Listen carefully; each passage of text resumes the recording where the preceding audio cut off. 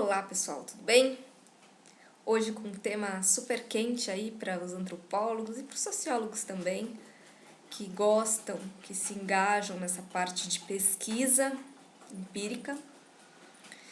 E eu vou falar hoje sobre a ideia de Cultural Studies, essa, digamos assim, escola, embora talvez a gente não possa denominar dessa forma, mas essa corrente de pensamento que teve início na Inglaterra, na Grã-Bretanha, nos anos 50, 60 e se espraiou aí pelo mundo por nossas práticas de pesquisa, incentivando a gente a olhar de uma forma menos rígida para a noção de cultura.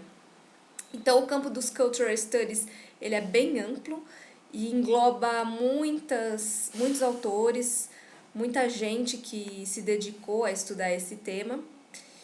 E a ideia aqui não é ficar falando de um autor ou de outro, é tentar passar um pouco sobre essa ideia no geral, como que ela se constitui enquanto uma referência importante para a gente que estuda as práticas cotidianas, as práticas sociais. A gente pode dizer que esse é um ramo muito importante de pensamento para quem gosta de olhar, de estudar essas questões.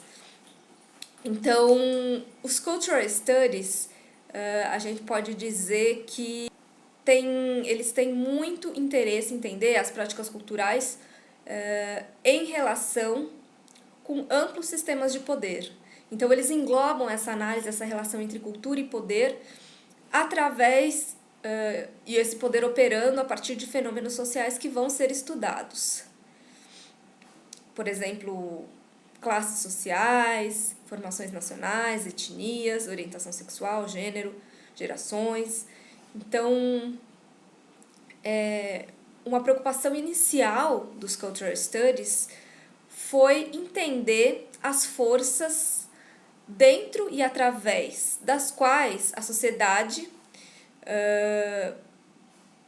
constrói, de que forma as pessoas constroem, participam ativamente nessa construção da sociedade a partir das suas vidas cotidianas.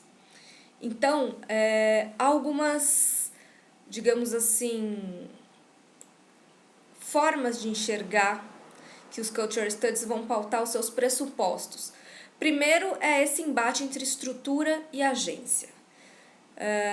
Para os Cultural Studies, as práticas não refletem a estrutura social, ou seja, de novo, essa ideia do macro plasmado no micro. Mas muito pelo contrário, elas contribuem para o desenvolvimento desse macro, contribuem para o desdobramento da vida social e são um meio a partir da qual a coexistência social se forma e ganha um sentido. Então, a cultura não é um objeto de símbolos e bens, mas é um processo no qual inúmeros aspectos da vida cotidiana são constantemente atualizados, modificados, ou seja, a cultura é vista a partir da ideia de prática social cotidiana. E para os Cultural Studies, o poder cultural está ancorado nessas práticas cotidianas. É muito importante a gente olhar para as práticas cotidianas. E como que metodologicamente a gente poderia fazer isso? Um dos ramos de estudo dos Cultural Studies é justamente a ideia do consumo, práticas de consumo da cultura, consumo de bens. Então, há uma reformulação de entender como é que os bens hoje fazem parte da nossa sociedade e de que forma eles produzem significados a partir da sua circulação. Na verdade, eles participam dessa própria produção de significados e circulação de significados a partir do momento em que eles têm uma importância crescente nas nossas sociedades capitalistas ocidentais.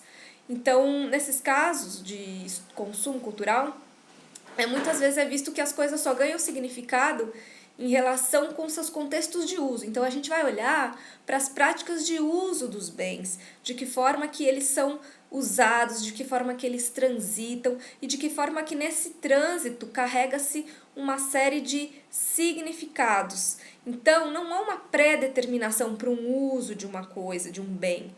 Na verdade, ele é construído no momento. Isso vai muito contra uma ideia mais burguesiana de que, por exemplo, as classes usariam determinadas coisas de um determinado jeito, porque isso já estaria, de alguma forma, incorporado no hábitos delas, ou seja, seriam reproduções de uma estrutura maior. Não, o consumo cultural, o campo do consumo de bens culturais, de bens de consumo, ele vai se formando ao longo, né, do dia a dia, com o passar do tempo, das conjunturas. Então ele leva em consideração também a ideia de conjuntura. Outra ideia importante quando a gente pensa em Cultural Studies é pensar o conceito de texto.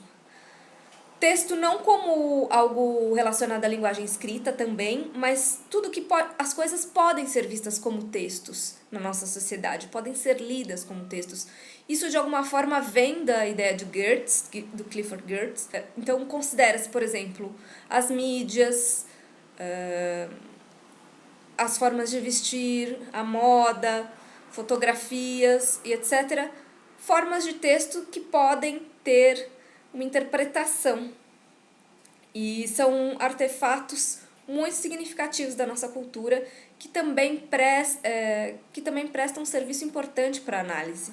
Então, eles devem ser considerados. Então, é preciso olhar, quando a gente pensa em Cultural Studies, para os espaços da vida cotidiana, como, por exemplo, shopping centers, bares, praias, né? Dependendo de onde a gente for fazer esse campo de pesquisa, há muitas possibilidades. Então, como que os Cultural Studies eles se posicionam diante das demais teorias, digamos assim? Primeiramente, se aproximam com Clifford Geertz, como eu falei. Então, Clifford Geertz já trazia essa ideia de que os indivíduos vivem em diferentes mundos e contextos sociais, e para poder viver nesses mundos e lidar com esses contextos, eles traçam significados. Isso também vai contra a reificação das práticas culturais, né? A cultura ela é vista como constantemente atualizada e modificada diariamente pelas práticas, inclusive as práticas de consumo. E aí está o seu poder. Também os Cultural Studies se colocam contra uma visão mais sistêmica da cultura como um sistema ordenado e fechado de valores, normas. Na verdade, os contatos culturais são cada vez mais expansíveis, ou seja, passível de expandir as fronteiras e não se pode mais achar valores e categorias comuns que caracterizam a vida. Também eles vão contra a ideia de uma cultura hegemônica, com suas ideologias que seduziriam a cultura popular, essa relação, né, de cultura popular com cultura hegemônica, contra a ideia do hábitos do Bourdieu, como eu falei, justamente porque o saber popular para os Cultural Studies se forma nas práticas e não são apenas interiorizações de representações coletivas. O saber também tem um grande papel nos Cultural Studies. As pessoas, para conviverem em sociedade, elas precisam aprender a lidar com as diferentes formas de realidade social. E aí que os símbolos e significados são traçados e aí as pessoas conseguem entender e criar formas de se movimentar em determinadas situações e lidar com isso, né? E o saber, ele não é uma interiorização das representações coletivas. Esse saber, ele é criado, ele é construído a partir das participações cotidianas nas práticas. Dessa forma, o saber não é homogeneizante ou integrador, e sim ele é mais fluido. O acesso ao saber é socialmente diferenciado, a gente não pode excluir a ideia de poder aí. Mas, a partir daí, isso também já nos dá uma forma de entender de que forma que essa distribuição e articulação dos diferentes saberes pela sociedade operam, justamente a partir desse pressuposto de que o acesso ao saber é socialmente diferenciado. Então, a gente sabe que tem controle, proteção e manipulação do saber. E esse controle também é visto como um controle cultural. E quem possui, por exemplo, um saber específico, possui um tipo de propriedade, né? Uma competência específica que vai fazer essa pessoa alçar determinadas posições, ou enfim, conseguir se dar bem na vida.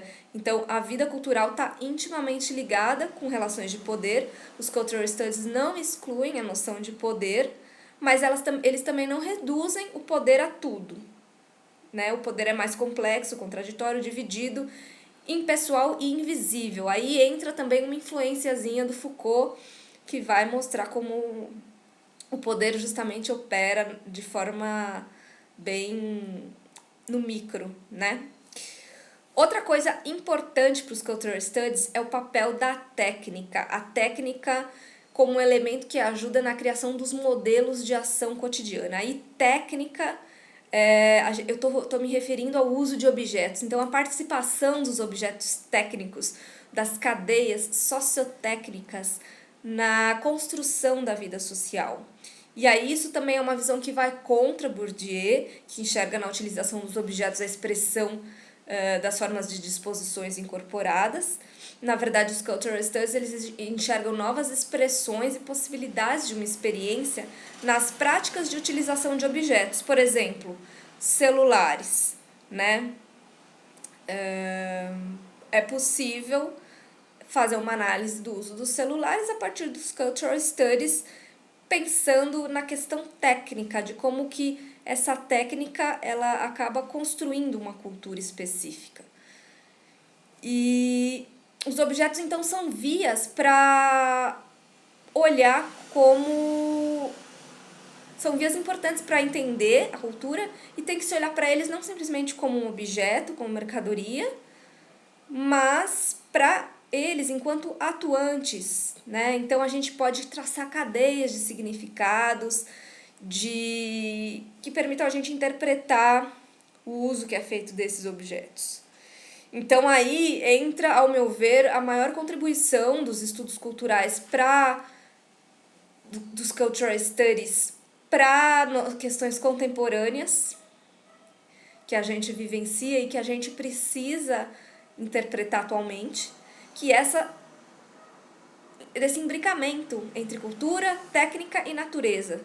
Na verdade, isso faz parte de uma cadeia só, né, uma cadeia única, e que é preciso tirar esse tabu, né, que os objetos eles não têm importância na vida social. Então, tanto os atores sociais como os objetos, eles estão intrincados nas práticas cotidianas e é preciso enxergá-los assim, intricados, e entender o que é construído a partir daí. Então, esse, ao meu ver, é a maior contribuição dos Cultural Studies.